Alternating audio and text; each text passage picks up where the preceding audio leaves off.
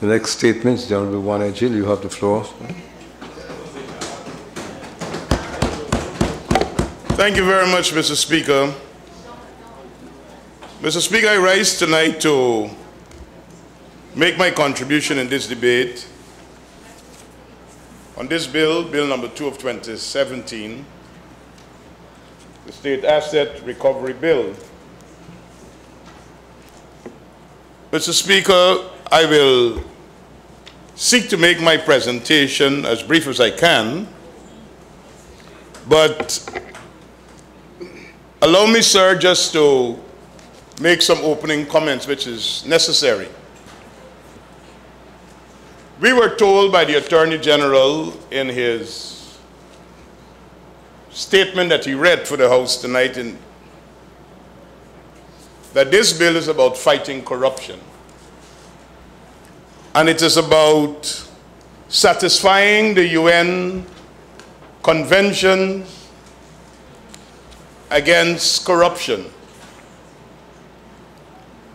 And the Honorable Mr. Raphael Trotman joined in that line of argument by seeking to use the UN Convention as the guise for bringing to this House this piece of legislation.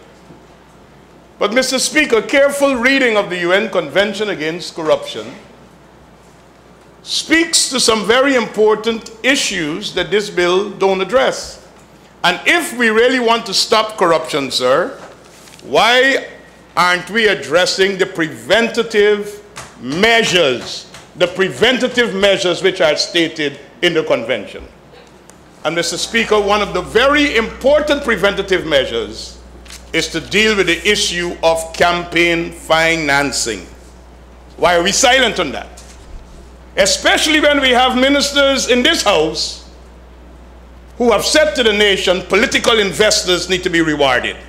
That is the highest form of corruption that is taking place in Guyana today. So don't come to this House and say that this bill is to stop corruption when there is an admission from the government spokespersons that political investors needs to be rewarded. That is why we have a drug scam. That is why we have a drug scam, whether it is at the bond or in the procurement process, because it's political investors that needs to be rewarded. And if you are serious about fighting corruption, why you are not dealing with that? Mr. Speaker, if the APNU-AFC administration is serious about fighting corruption, then I have a number of recommendations to make. It's in your power, sir, members of the government, Prime Minister and others, establish the Integrity Commission and make declarations. We have a new government, sir, since May 2015. And as a member of this parliament, I'm still yet to receive a package from the Integrity Commission that says, MP, this is your form, fill it up and get it to such and such an office. And even if you go online and you download the form, you don't even know where to carry it. If this government wants to have any moral authority to lecture this country that they're fighting corruption, let them state the date that any one of them have filed their Integrity Commission declaration since they are in office. That's when you have the authority to bring a bill like this, sir. Mr. Speaker, I also have another recommendation to make.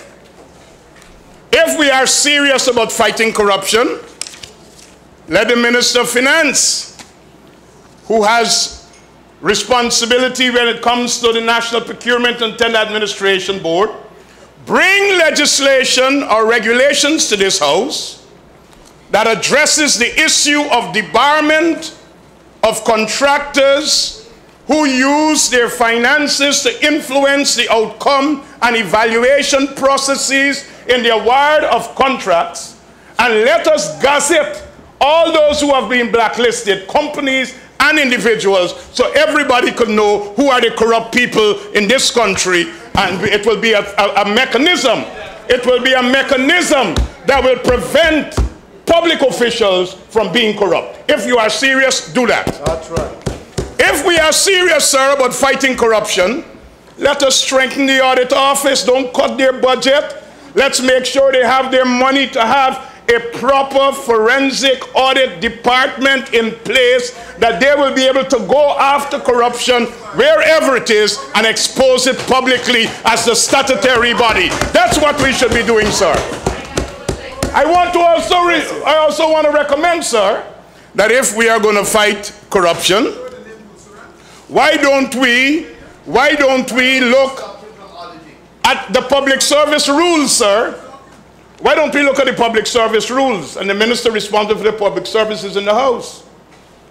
Which, sir, once somebody is taken to court and they are acquitted, they are precluded from proceedings to deal with their misconduct or their alleged act departmentally. Why don't we adjust the public service rules that will still allow departmental investigations, so that if you have a technicality that you get off in the court, we could still purge the public service through departmental charges, and we can be able to have this addressed? Why we don't do that? You're not interested in it. Why we don't do that? I am also, well, you are there now, sir. You are there now. You are there now. Why don't we, sir? Why don't we now, sir, strengthen the Judicial Service Commission? Give it the necessary financial resources and personnel in keeping with the reports that have come back from our assessment under this very same convention, which will allow for training of judges and magistrates and ensuring strong disciplinary measures and actions against judicial officials. Because if you're going to purge a country of corruption, it's not only politicians, it's even the judiciary that needs to be addressed. So why don't we deal with that? I am making those recommendations, and I'm saying to us, sir, that if we are serious about fighting corruption, we have to be able to deal with these issues. Mr. Speaker, a number of my colleagues would have addressed what they see as problems with this bill. But, Mr. Speaker, I want to make known to this House what I see as the gross inconsistency of this administration. We have a financial intelligence unit with new financial anti-money laundering and the countering of the financing of terrorism legislation. There is a director in that unit. That director is subject to an authority. The principal agency for fighting money laundering and the financing of terrorism in Guyana, the director is subject to an authority. This bill makes the director of SARA a corporation sole, answerable to no one, and besides that, given immunity. Besides that, given immunity. Mr. Speaker, the learned Honorable Member Mr. Raphael Trotman spoke about the Committee of Appointments. The Committee of Appointments, sir, as established in the Constitution, was situated to deal with constitutional bodies. Constitutional bodies. We have since broadened the scope of the committees of appointment by way of legislation, that we are now hiring director, deputy director, accountant, and lawyer for the Financial Intelligence Unit. So we are now a recruiting agency. We are now hiring director and deputy director for SARA. But this is where the veil needs to be pulled, and the people of Ghana needs to understand. As it relates to rights, and all the sections of the Constitution where rights are given and where constitutional rights are to be protected, a special majority is required. So when you go to the Committee of Appointments, it is not a partisan approach, but a special majority is required, 2/3. So there is need for consensus building at the Committee of Appointment. But sir, when it comes to these other agencies that the Committee of Appointment is asked to make appointments, FIU and now SARA, it's a simple majority. So it's the government appointing who they want under the guise that it is a bipartisan approach. It's the government appointing who they want.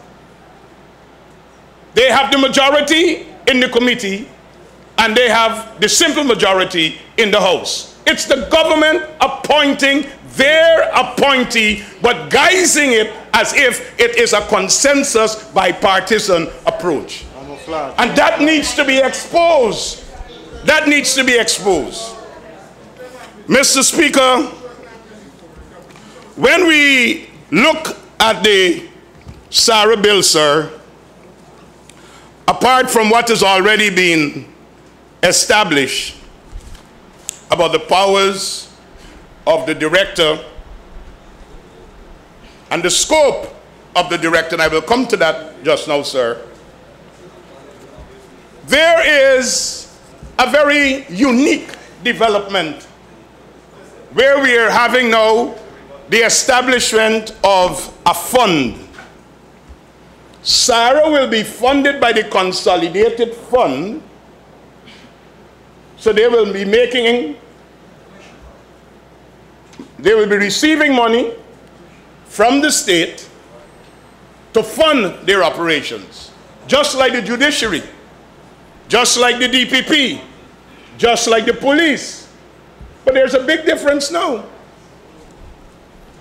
SARA can keep portions of their money to finance part of their activities, 25%. The judiciary can't keep any money. All fines and everything that is paid goes to the consolidated fund. GRA, which is funded from the consolidated fund, when they collect revenues and if they fine taxpayers for their delinquent behavior, all the money goes to the consolidated fund. But you have an agency that is now a commission agent. You get paid and you're financed through the consolidated fund, but you can have an incentive that you could keep 25% of your seizure, the benefits of your seizure for your own, so you become a bounty hunter. And that is what is troubling. Mr. Speaker, having read all 107 clauses of this bill, because having had all the public debate and the exchange of the letters and all the rest of it, apart from being a parliamentarian and my duty to read and understand the bill, I went after the information to really understand why would every civil society organization in this country cry out against this bill. The Honorable Member, Ms. Priyamani Chan, spoke to that, so I don't want to repeat. The Human Rights Association, the Private Sector Commission, and they give their cases. But Mr. Speaker, having gone through this bill, I have discovered, and I'm no lawyer, sir, like you and the rest of it, if this bill is passed, it can be described on its passage as colorable legislation. Colorable legislation. Yes. And let me explain, Mr. Speaker, to the House why it will be considered colorable legislation. Because, Mr. Speaker, you cannot in law, as I understand, sir, seek to do something indirectly that you are prohibited from doing directly. And that's a fundamental principle. You can't seek to do something indirectly that you're prohibited from doing directly. And Mr. Speaker, in this bill, these 107 clauses, when you go through them, as draconian and authoritarian as they are, and I dare say also unconstitutional, that runs in conflict with many of the laws that are established in the country. Let me guess, I will show you. The police gets their power, sir, from the Police Act. The Minister of Public Security does not give the Commissioner of Police police powers. He does not. So the Minister of Public Security cannot give to SARA's director or any agent of SARA a power that he does not have by the Police Act. And this bill is saying the Minister of Public Security can give to the director of SARA police powers. Mr. Speaker, the Minister of Finance is not the one who gives to the Commissioner General of the Guyana Revenue Authority his power. It's the Revenue Act. And there's a governing board. And this bill says, sir, that the Minister of Finance can give to the director authority that he does not have. And this is what we're passing tonight. So I join with Mr. Odinga Lulumba, sir, to appeal to you as a legal luminary. Maybe we should stop this debate right now and withdraw this bill, and then let us come back with something that really makes sense, because the sides can meet and put something to you, sir. This is a very serious matter. Because in reading, sir, and research, you will discover that if this bill is passed, which I have already described, based upon constitutional law and the doctrine of colorable legislation, this, when challenged in court, will have serious problems. And I don't know how the Attorney General would be asking this assembly. Mr. Speaker, what is important as it relates to this matter? According to Desi Kamun, Law, Economics, and Politics,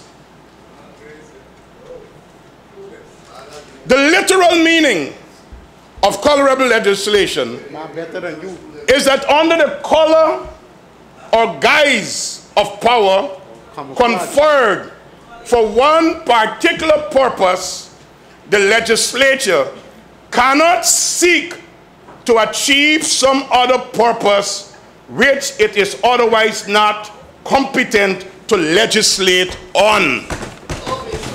And this is where we are running into conflict tonight. This is where we're running into conflict tonight. Better than the Attorney General? Mr. Speaker, the maxim implies when anything is prohibited directly, it is also prohibited indirectly. That's right. In common parlance, it is meant to be understood as whatever legislature cannot do directly, it cannot do indirectly. The legislature, this parliament, cannot give to a minister powers that he does not have. And this bill tonight is seeking to give to two ministers powers that they do not have. Are we going to allow this injustice to pass in the name of we have to get Mr. Speaker,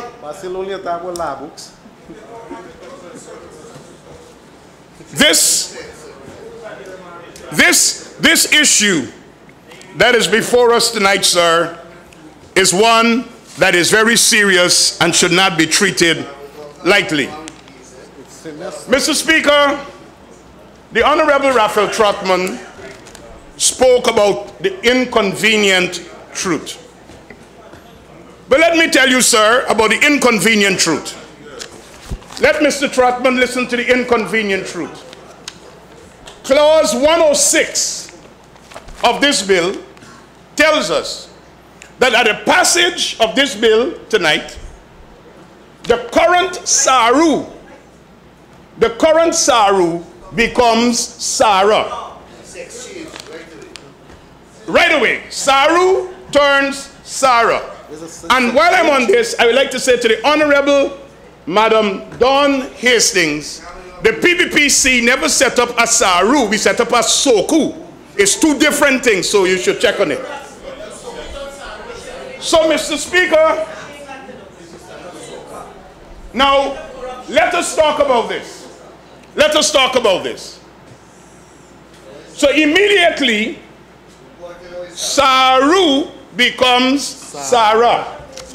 But look, who are the people that presently comprise SARU? Political activists. There is a big difference, Mr. Speaker, between fighting corruption and witch hunting political opponents. A big difference.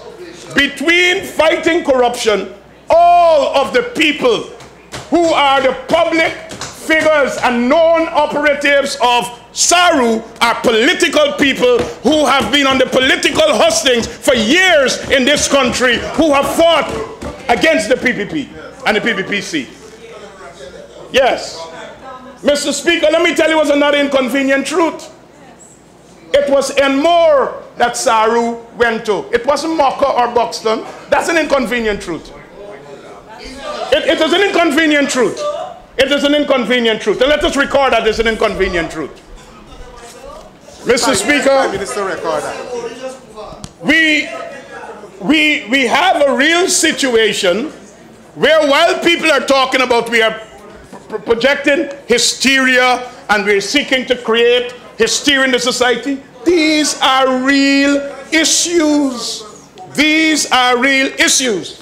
Mr. Speaker, I was told here tonight, the Honorable Attorney General, the Honorable Cathy Hughes, the Honorable Raphael Trotman all said nobody will be arrested. But a businessman was picked up from his place of business, taken to the office of the President, where SARU is located, and questioned. Mr. Speaker, I'm talking SARU. A gentleman who he is associated with in business was also summoned to the office of the Ministry of the Presidency, where SARU is located. If SOKU had arrested the businessman, he should have gone to Camp Street, not to the office of the President. So don't come now and say it's SOKU. SARU. Mr. Speaker, we were told that nobody will be arrested. We were told nobody will be arrested. But you could imagine an entity that presently does not have any legal status or any legal authority is doing that. Could you imagine what will happen when they take on a legal framework? We need to stop this madness in the country. Tonight we need to stop it. We need to stop it tonight, because this is an abuse of process and abuse of the people of our country. Abuse of power. It's abuse of power. Mr. Speaker, so we must not come here tonight and try to tell people, well, you know, this is not about airing everybody. And I would like to disagree. I don't generally like having public disagreements, but if I have to, I will. I'd like to disagree with my Honorable Mr. Raphael Trotman, Minister of Natural Resources, about his 200 number. Mr. Speaker, public officials are not limited to members of parliament, ministers, and so on. Every gazetted chairman of a board and director of a board is a public official. Every permanent secretary of this country is a public official. Every regional executive officer is a public official. Every person who's the holder of a constitutional office as a commissioner or chairman of a commission is a public official. Mr. Speaker, and when you read this bill, which the Honorable Attorney General did not expound in any way in his presentation, I hope he does that in his rebuttal, he did not tell us that in going after the forfeiture or the civil proceedings of forfeiture of assets purportedly to be owned by the state, it's not only if it is in the individual, but even if it is in somebody else's name. So if the property is in the name of your niece, your nephew, your reputed wife, your cousin, your business partner, your associate, so it's not just 200 people, Mr. Trotman. This bill will affect every person in this country once the director of SARA sits in his home or in his office and thinks, maybe we should check out the taxes of Mr. A, B, and C. And if he forms an opinion that your building, your wealth, or your assets is as a result that you did not pay your taxes, action will be taken. Honourable Member, you have 4 minutes remaining. Thank you, sir. Mr. Speaker, Stabroek News, Thursday, March 9th, 2017. Screaming headline. People are criticizing the bill before it came here, sir. And this is the Chief Executive Office of SARA responding. Some critics of SARA Asset Recovery Bill benefited from theft of national wealth.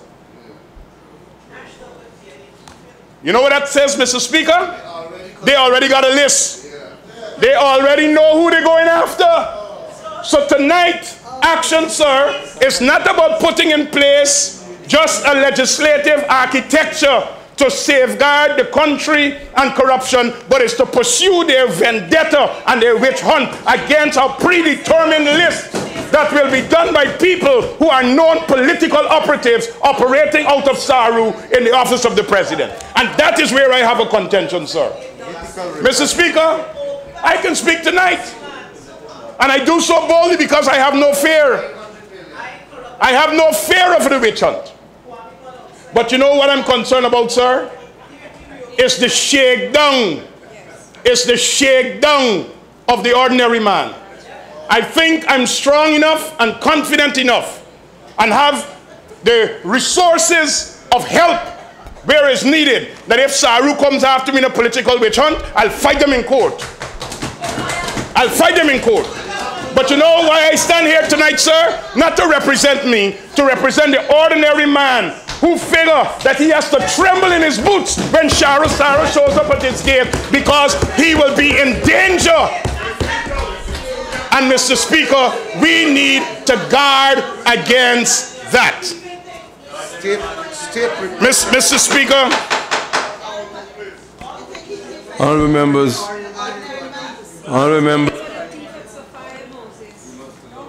We must allow the Speaker on the floor to complete his statement. Mr. Speaker, I want to refer to Clause 7(3) as I close. In the discharging of the functions of SARA, the director shall consider, it is up to the director to determine whether recovery of state property may be better secured by means of criminal investigations and criminal proceedings. This House was told tonight this is all but civil proceedings, nothing criminal, nobody will be arrested, all the rest of it. You have 2 minutes remaining. But Mr. Speaker, the law that we're about to pass, the inconvenient truth is being spoken, yes, the inconvenient truth. The law that is being passed determines if they will go criminal or they will go against the other powers, civil procedure. It's either one or the other. It's either one or the other. You have other legislation already in the country that deals with embezzlement, and there are charges that could be brought through criminal proceedings of which the DPP will pronounce on, and they will be prosecuted in a court.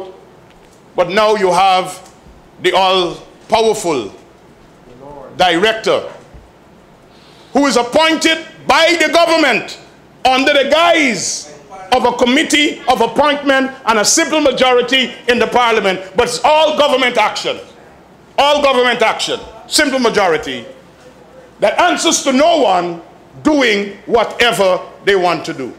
Mr. Speaker, this legislation, this bill, if it is passed and assented to by His Excellency the President, would be considered a travesty of justice. It will be considered as a low for this parliament. It will speak as it relates to the capacity of this House to understand its functions and its legislative mandate. And it will speak to our willingness or unwillingness to correct our ways when we are found out. Thank you very much, Mr. Speaker.